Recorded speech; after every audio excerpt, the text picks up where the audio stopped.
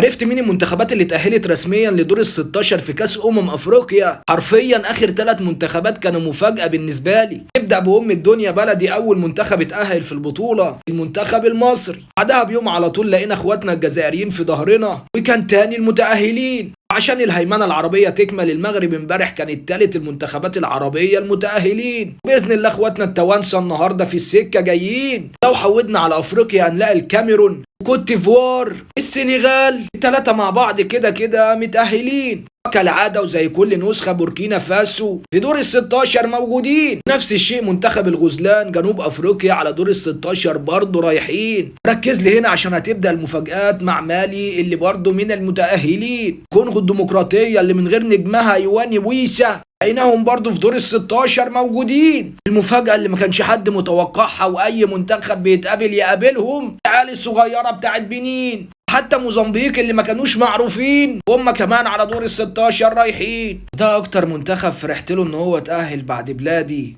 اطيب شعب في العالم منتخب السودان. الاحلى حاجة حصلت ان هم شاركوا في بطولة افريقيا. هنشوفهم بعد دور المجموعات متأهلين ومعانا مكملين.